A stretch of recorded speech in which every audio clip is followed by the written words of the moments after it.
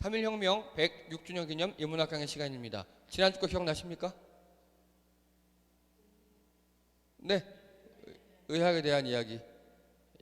약 잘 먹고, 그리고 제발 의사가 시킨 대로 좀 하고, 그리고 현대의학 무시하지 말고, 한의학도 전통의학에서 현대의학으로 넘어오려고 많이 노력하고 성과가 있다고.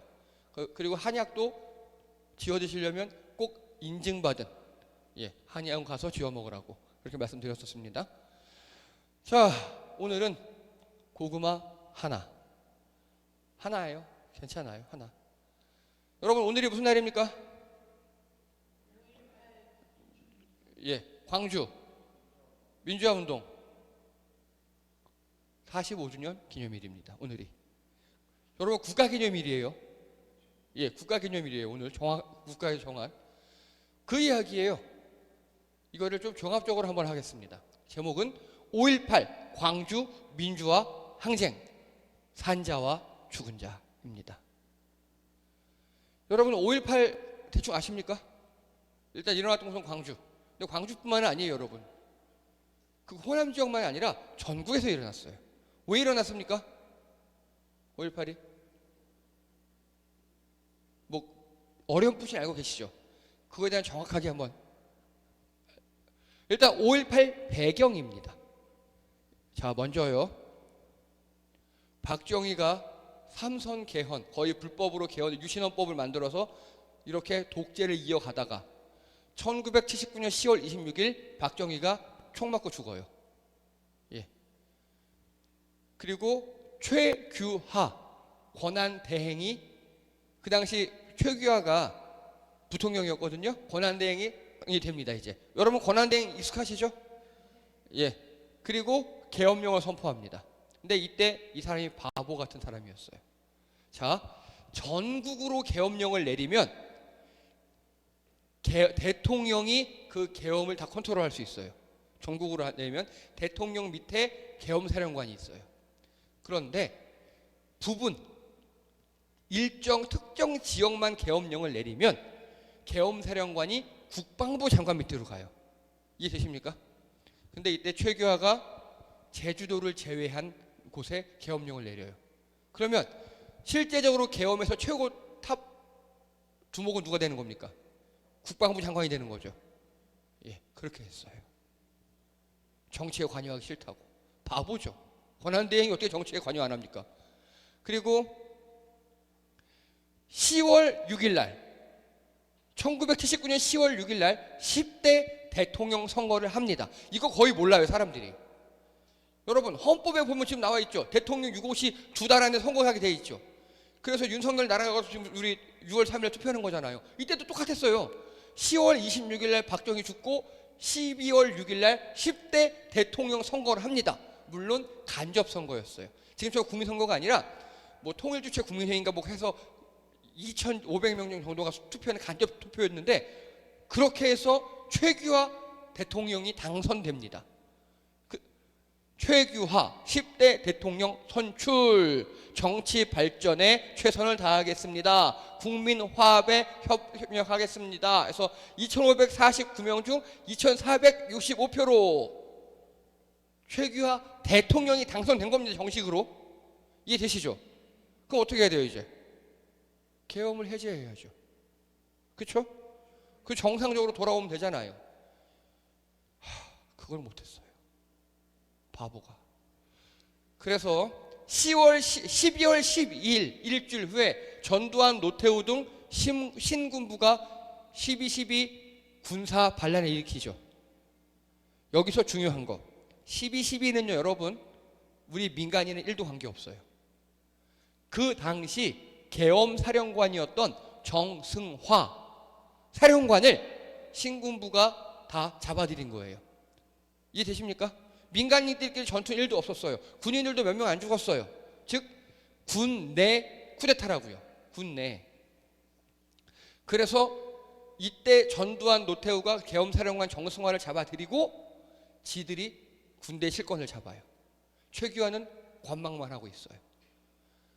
그래서 실제로 전두환, 노태우 등 신군부라고 불리는 사람들이 이제 그 계엄 조직, 군사 조직을 다 장악하고 그들의 모임인 하나회가 실제적으로 권력을 잡게 됩니다.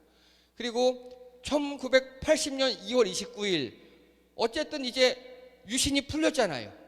그러니까 김대중 전 대통령을 사면합니다. 이때 가택연금 당하고 깜빵에 갇히고 사형받을 뻔하고 그게 고생하다가 1980년 2월 29일 김대중을 사면합니다. 이때 서울의 봄이라는 게 일어나요. 이게 뭐냐면 지금 딱 개강 전이잖아요. 대학교 개강 전. 이 이후로 3월, 4월, 5월 동안 전국에서 데모가 일어나요. 데모가 다른 게 아니라 빨리 민주화하자고, 계엄 해제하고 민주화 제대로 하자고. 그리고 이때 최규하가 내세웠던 게 뭐냐면 나는 유신헌법을 철폐하고 새로운 헌법 개헌을 해서 개헌 헌법을 만들고 그 헌법대로 대통령을 직접 국민이 선출하게 해주고 물러나겠다. 좋은 거잖아요. 그래서 서울의 봄은 전국의 대학생들과 그리고 우리 시민들이 그거 하자고 데모한 거예요. 좋은 거죠. 그리고 실제 3월, 5월 서울 대학가에서 민주화 시위가 일어나고요. 국민들도 일어나고 이때 5월 15일 날 국회에서 그때 여당, 야당이 다 대통령 직선제 개헌안에 합의합니다. 국회도 그걸 원했거든요. 지긋지긋한 박정희 조치 끝나고. 그리고 이때 서울역 회군이라는 걸 합니다. 이게 뭐냐? 대학생들이 지금 우리 광화문공원에서 뭘 대화하잖아요. 이때 서울역에서 했거든요. 대학생들이 서울역에서 다 돌아가자 우리. 이제 국회에서 이렇게 했잖아. 우리 목표를 이루었어. 그리고 우리가 더 데모하면 저 군사 지금 어쨌든 계엄하니까 저 군인들이 우리를 빌미로 또 난리가 날 수 있어. 우리 이제 데모 그만하자 라는 게 서울역 회군입니다. 이때 함께 했던 사람들 중에 김문수 씨가 있었고요, 이재호 씨가 있었고요, 학생운동 했던 지금 유명한 사람들 다 있었어요. 자, 그래서 5월 15일 날 되는 거 같잖아요. 이제 일보 직전이었어요. 근데 신군부 입장에서 보면 이건 어떤 일입니까? 자기들이 그냥 다시 군으로 돌아가야 되는 거죠. 정권을 못 잡는 거잖아요. 전두환 입장에서는. 5월 17일 밤 신군부가 내란을 일으킵니다. 이때 최규하 정식 대통령이 해외에 나가 있었어요. 해외 출장에 나가 있었다고요. 그리고 갑자기 계엄을 일으켜요. 근데 계엄하려면 누가 해야 돼요? 대통령이나 권한대행이 해야 되잖아요. 이번에 지금 문제되는 것 중에서 그냥 해서 문제됐어요. 뭐가 있어야 되죠? 국무회의가 있어야 돼요. 국무회의를 이때 열었어요. 어떻게 열었냐? 특수부대가 들어가서 장관들을 다 잡아다가 국무회의장에 넣고, 그리고 이 당시에는 중앙청이었어요. 중앙청에 모든 전화 라인을 끊고 통신 안 되게 하고 전기 다 끊고 전기만 돌아가게 하고 그리고 총을 들이대고 계엄령을 선포하게 했어요. 이해가 되십니까? 이게 내란이라고요. 그러니까 이런 기억이 있는 1980년대 때 시위했던 대학생들은요, 이번에 작년 12월 3일 날 계엄 터지니까 어떻게 했어요? 다 벌벌 떨었어요. 실제로 그때 계엄을 겪었던 세대는요, 어떻게 했느냐? 막 오줌을 지른 분도 있고요. 국회로 가면 잡히는 걸 알아요. 왜냐? 이때 전국 비상계엄을 확대하면서 했던 조치가 뭐냐? 보세요. 전국 대학의 휴교령, 긴급 비상하기, 옥내외 집회 시위 금지, 태업 파업을 하면 엄단하겠다 하면서 국회에 탱크를 몇십 대 보내서 국회를 폐쇄해버리고요. 그리고 헌정 중단이라는 게 뭐냐면 장관들 다 감금해버렸어요. 그리고 민정을 붕괴시켜버렸어요. 즉 대통령의 정통 권한이 내려가는 조직을 다 없애버리고 군사 조직만 남겨뒀어요. 그리고 국회의원들을 다 잡아들이고 그날 여러분, 저도 이번에 되게 무서웠던 게, 제가 배웠던 거는요, 계엄을 선포합니다 하는 순간 국회의원 집 앞에 특수부대가 다 들어가서 국회의원들 다 잡아오는 거였거든요. 이때 그렇게 했거든요. 벌써 45년 전에. 근데 이번에 그렇게 못한 거예요. 이번에는. 그리고 시위를 무력 진압하고 학살했어요. 이게 5.17 내란입니다. 이해되십니까? 이게 5.17 내란이에요. 이 5.17 내란 때 전국에서 5월 18일 날 우리나라 민족이 어떤 민족입니까? 하지 말란다고 안 하겠습니까? 전국에서 시위가 일어나요. 그런데 그 시위를 미리미리 얘네들이 특수부대 보내고 경찰 보내고 해가지고 시위 주동자들 있죠. 2,500명을 다 그날 잡아버린 거예요.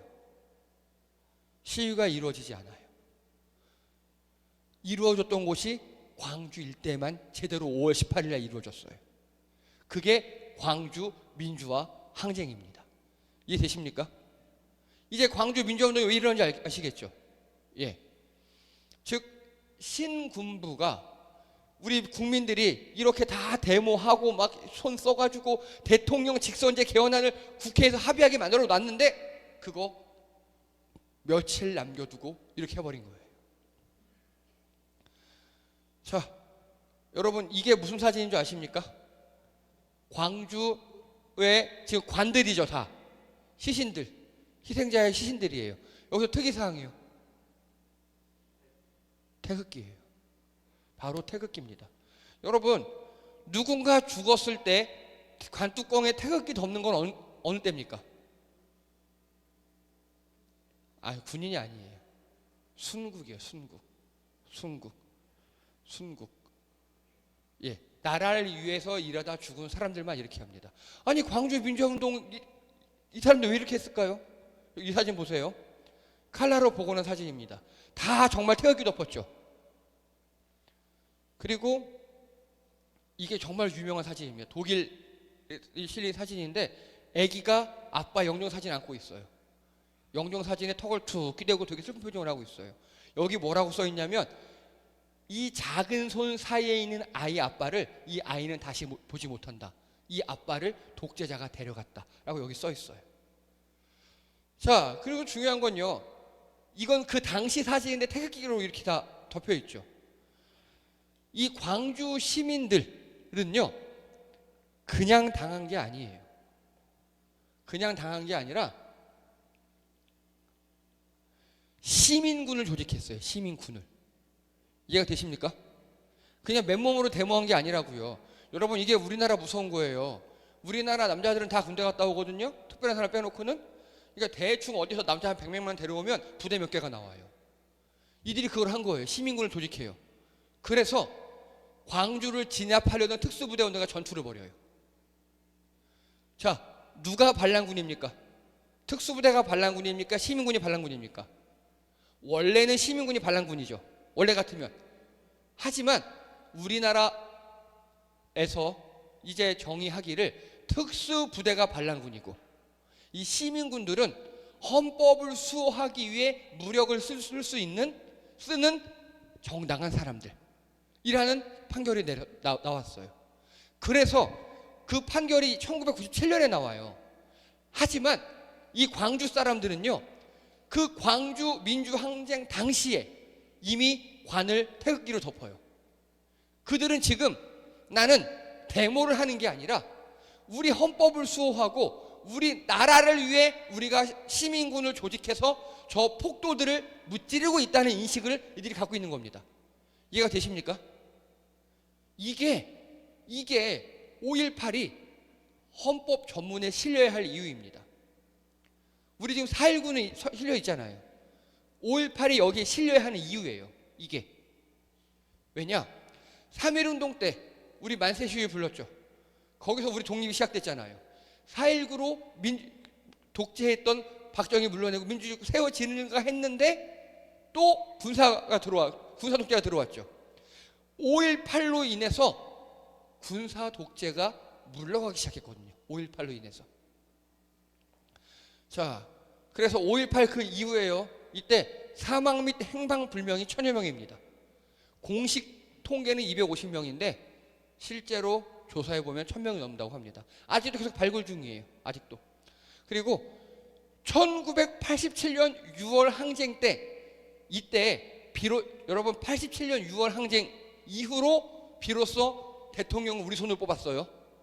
그 전까지는 간접선거였다고요. 체육관에 모셔 지들끼리 뽑았다고요. 그러니까 우리나라 민주화 역사가 깊지 않아요. 대통령 우리 손을 뽑은 지 얼마 안 됐어요. 그런데 이 87년 6월 이후로 지금까지 시위에 군인이 출동한 적이 없어요. 이해되십니까? 그게 5.18의 가장 큰 공 중에 하나입니다. 그리고 1995년 헌법재판소, 96년 대법원에서 관련자들을 다 처벌합니다. 즉 12.12 내란 그리고 5.17 쿠데타에 연루됐던 군인들을 싹 처벌합니다. 그리고 97년 대법원에서 저항권을 인정합니다. 이 저항권이 뭐냐? 아까 광주 시민들이 시민군을 조직했다 그랬죠. 그게 정당했다. 대한민국의 정통성, 즉 헌법을 지키는 정통성은 그 광주에서 시민들을 제압했던 특수부대에 있는 게 아니라 대한민국의 헌법의 정통성은 총을 들고 나와서 그 특수부대를 하고 싸웠던 시민군들에게 있다 라고 인정한 겁니다. 이해되시죠? 그리고 근데 이거를 1997년도에 대법원이 인정했지만 80년 현장에 있던 광주 시민들은 우리는 헌법에 정당해. 저 특수부대 폭도들을 우리가 무찌르는 거야. 우리가 대한민국 헌법이야. 라는 의식을 가지고 있었기에 사망자들을 다 태극기로 덮었다고요. 그 의식이 중요한 겁니다. 그 의식이. 그거 판단할 수 있는 능력. 여러분, 그게 중요합니다. 우리가 어떤 사건이 있을 때 우리 꼭 이렇게 얘기합니다. 양쪽 다 똑같아. 양쪽 말도 들어봐야지. 에이, 국민의힘이나 민주당이나 에이, 그게 똑같아. 양비론. 에이, 우린 양당제라서. 이렇게 말하는 놈들의 주둥이를 찢어버려야 돼요. 어디가 헌법적이냐, 어디가 반헌법적이냐. 광주분들은 80년대에 그걸 판단했다고요. 우리나라에서 옳은 건 헌법에 합치하느냐예요. 그쪽이 정의고 그쪽이 나라의 법통을 세우는 쪽입니다. 이해가 되십니까?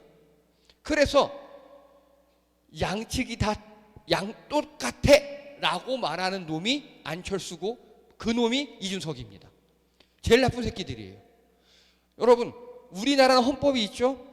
헌법을 기준으로 판단하시기 바랍니다. 헌법을. 제가 그래서 1년에 2번씩 꼭 헌법 강의 하잖아요. 대법원도 인정했고요. 헌법재판소도 인정했고 그걸 1980년도 광주와 그 일대 지역 사람들이 이미 다 인정했습니다. 시민군이 헌법을 잇는 적통이었다고. 이게 놀라운 겁니다. 이게 5.18이 우리에게 주는 가장 큰 교훈이에요. 그러면 이 당시 전두환 노태우는 반헌법적 세력인 겁니다. 이해가 되시죠? 네. 자, 이게 특수부대가 탱크를 몰고 탱크 수십 대를 몰고 광주로 진격하는 사진입니다. 그리고 이게 시민군이에요. 시민군. 이 장비들은 다 뭔지 아십니까? 경찰이 우리 데모가 일어나면 전투경찰이 옛날에 의무경찰이라 그랬고 그들이 들어가잖아요. 그 장비를 빼앗은 거예요. 그리고 실제로 시민군 중에는요, 군인들, 경찰, 검사, 판사 등등등 굉장히 다양한 직업군들이 있어요. 시민군 중에는 목사님도 있었고요, 신부님도 계셨고요, 기자도 있었고 굉장히 다양한 사람들이 우리 광주가 우리가 주장하는 게 헌법의 적통이다라는 것을 인정하면서 이렇게 불법에 대항했습니다. 그리고 최근에 밝혀진 또 놀라운 사실, 전두환 노태우의 개새끼들이 5.18 광주에 전투기 출격을 준비시켰었어요. 하늘에서 폭격하려고. 수원 비행장에 F-15인가 그 당시에 F-5인가 뭔가 해서 2대를 완전 무장시켜서 폭격기를 준비시켜놨었어요. 이 소식을 들은 미군이 말린 거예요. 왜냐? 광주 지역에 선교사님들이 많이 들어와 있었거든요. 말린 거예요. 전두환한테. 그렇게까지 하지 말라고. 어디가 헌법이고 어디가 반헌법인지 판단하시기 바랍니다. 자, 그리고 2002년에 관련 법률이 제정되어서 민주화 유공자로 인정받게 되었습니다. 이해되시죠 이제? 그래서 5.18 광주 항쟁은요 이미 역사적으로 법적으로 정리가 끝났어요. 이게 민주화 운동이다. 그런데 아직도 우리 주변에 보면 이때 광주에 북한군이 개입했다는 병신들이 있어요. 터진 입이라고 말하게 두면 안 돼요. 그 아가리를 죽여버려야 돼요. 그 사람들이 바로 반헌법적인 세력입니다. 여러분 실제로 독일은요 반나치법이라는 게 있어요. 나치 비슷한 문양만 써도 그들의 주장만 해도 3년 이하의 징역 3천만 원 이하의 벌금을 받아요. 근데 우리는 이상한 표현의 자유라 그래서 우리 대한민국 민주공화국의 적통을 흔드는 반헌법적인 발언을 해도 괜찮대요. 그런 사람들을 죽여야 합니다. 그런 사람들을.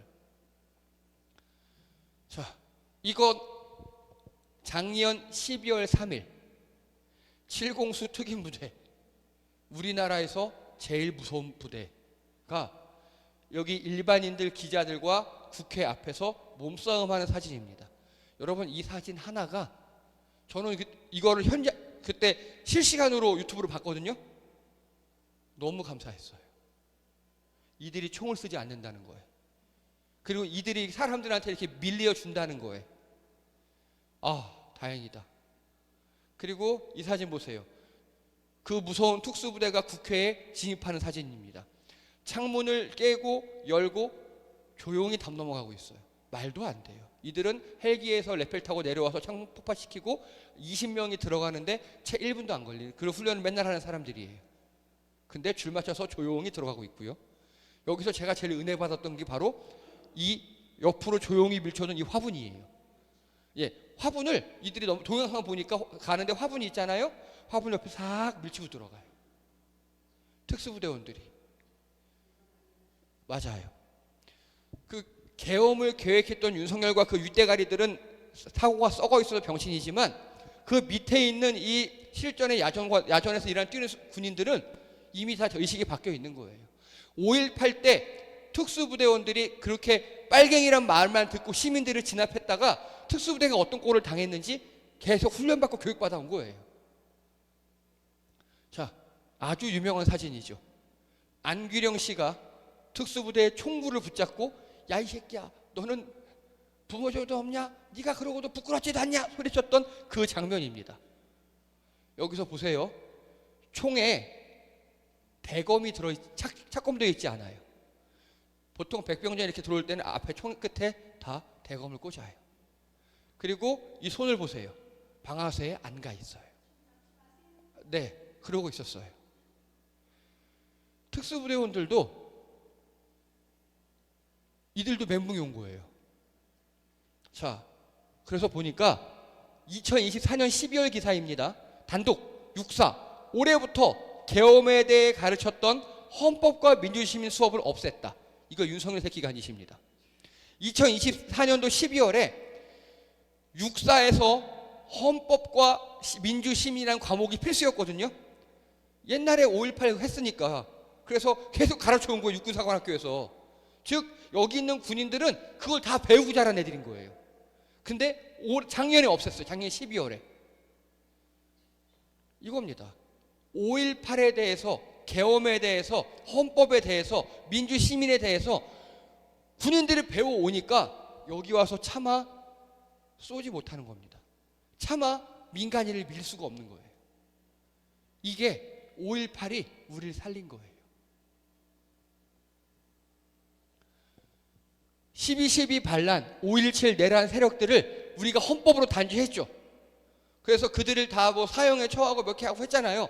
그랬더니 12.3 내란 중 군인들이 태만하고 거부를 하기 시작했어요.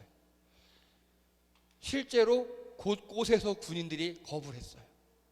가도 일을 제대로 안 했어요. 그게 지금 우리나라의 민주시민의 저력이고 우리나라 5.18부터 지금까지 이어져 내온 민주화의 전통이 힘입니다. 그런데 또 미친 새끼들이 있습니다.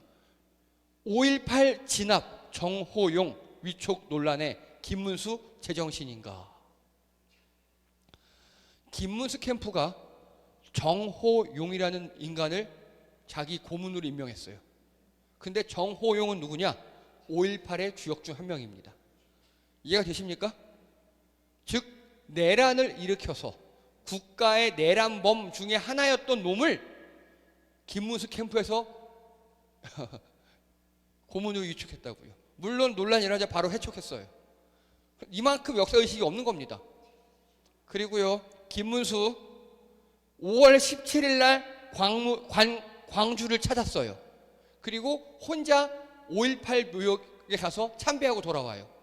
하지만 5.18 전야제 기념식은 불참합니다. 여러분, 5.18 기념식은 국가 공식 행사라고 말씀드렸죠.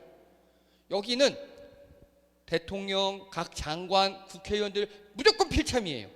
근데 이 인간은 안 가요. 그리고 5.17 전야제는 광주 시민들의, 원래 보통 전야제는 축제잖아요. 근데 이들은 축제로 안 해요. 거의 제사로 지내요. 거기도 안 가요. 그리고 평소에 김문수는 5.18에 대한 망언을 어마어마하게 많이 했습니다. 저는 우리가 이제 앞으로도 대통령이 또 탄핵이나 또 중간에 어떤 사태가 있지 않는 한은 앞으로 우리나라 대통령 선거는 6월 3일이죠. 그러면 선거 운동 중에 5.18이 들어가요, 무조건. 너무 감사합니다, 이 일이. 정말 감사합니다. 네, 앞으로 6월 3일이에요, 무조건. 예, 다음 대통령 임기는 5년이니까 그 5년 후에 6월 3일이에요. 그러면 5월 18일은 공식 대통령 유세일, 그 선거 운동일들에 들어가요. 저는 이게 너무 감사해요. 예. 자, 그리고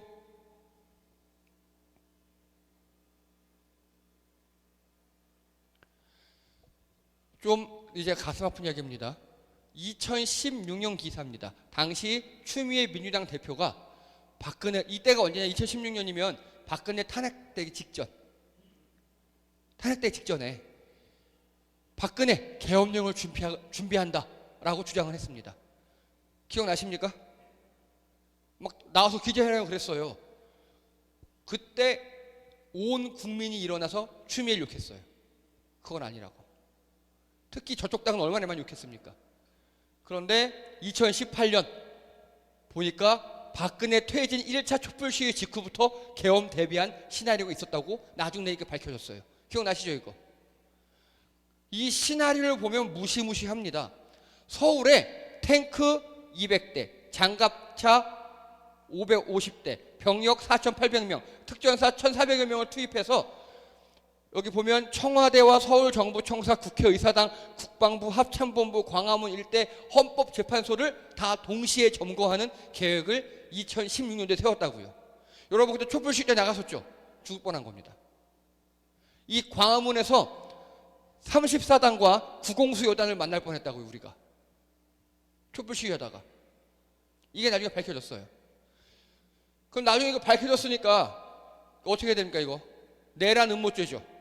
수사했게요, 안 했게요? 했어요. 수사했어요. 수사해야지. 근데 수사한 놈이 누군지 아십니까? 윤석열입니다. 보세요. 2024년 9월이요. 작년 9월 기사예요. 박근혜 계엄 문건을 통해 알게 된 윤석열 정권의 계엄 시나리오. 결국 이 박근혜 계엄 때문에 최고 그 국방부 장관 도망갔는데 윤석열이 무죄 줬어요. 결국 무죄됐어요, 그 사람은. 그리고 이 당시 이제 작년 9월이니까 윤석열 군과 민이 하나 돼야 박정희 계엄 담화문과 판박이, 계엄 시 요직 추한고 출신으로 이미 채호둠, 전두환 하나회와 닮을꼴, 여소야대라 계엄 해제 가능? 아니다. 야당 회의부터 체포, 국회 포위까지 계엄 해제 대체 매뉴얼을 다 짜놨어요, 이들이. 작년 9월에. 뭐 보고? 박근혜 계엄령 문서를 수사하면서 알게 된 걸로 그대로 따라한 겁니다. 이해가 되십니까? 자, 윤석열 안가에서 내란 모의의 술집 의혹도 박근혜 수사 때 눈여겨봤나? 이해되시죠? 윤석열이 박근혜 때 계엄 문건을 수사하면서 아, 이렇게 계엄하면 되는 거구나를 학습한 거예요. 그리고 실제로 그대로 하려고 했는데 문제는 뭐냐? 총선에서 민주당이 대승해버렸죠. 그리고 우리 손에 다 핸드폰 있잖아요. 다 유튜브 하고 막 SNS 하잖아요. 조금만 잘못 얘기했다가는 거기 군인들이 다 핸드폰 가지고 다 유출시켜 버리는 거예요. 그래서 아까처럼 이 지도에 있는 것처럼 대대적으로 막 지원 이렇게 군사를 동원할 수가 없었습니다. 그리고 얘들이 계엄하자 그러니까 말을 안 들어요. 출동을 안 시켜요. 헬기를 안 띄워요. 허가를 안 해요. 그리고 야 우리 부대 여기 넘어가지 마. 막 그래버리고. 즉 5.18 때부터 이어져온 우리 민주시민 의식이 이번 계엄을 막은 겁니다. 그런데 슬픈 일은 박근혜 계엄 시도 단죄를 실패했죠. 우리가 5.18 일당들은 다 단죄했잖아요. 어쨌든 근데 박근혜 계엄 시도를 단죄를 잘 못했어요. 그랬더니 수사하던 윤석열이 그대로 계엄을 실행한 겁니다. 이해가 되십니까 이거? 네. 한강 작가가 노벨상 수상 연설에서 한 말입니다. 현재가 과거를 도울 수 있는가? 산자가 죽은 자를 구할 수 있는가?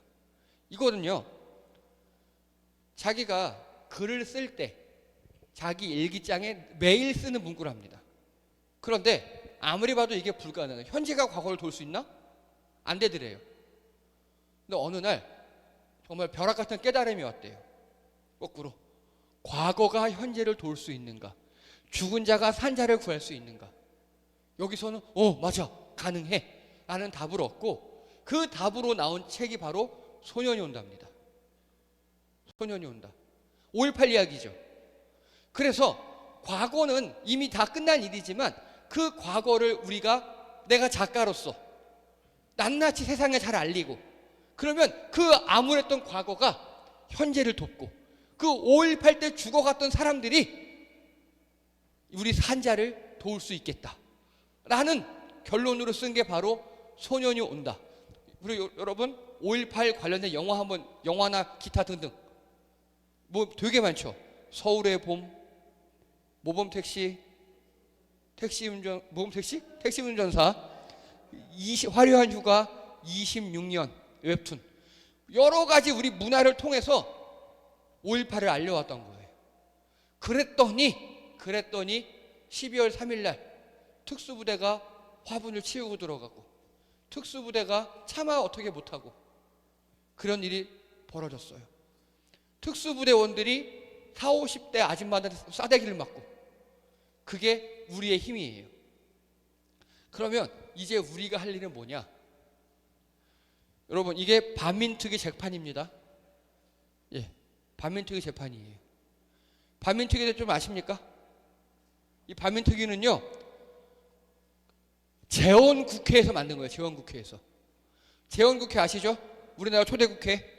거기서 헌법을 만들면서 헌법도 중요하지만 더 중요한 건 친일 세력의 청산이다.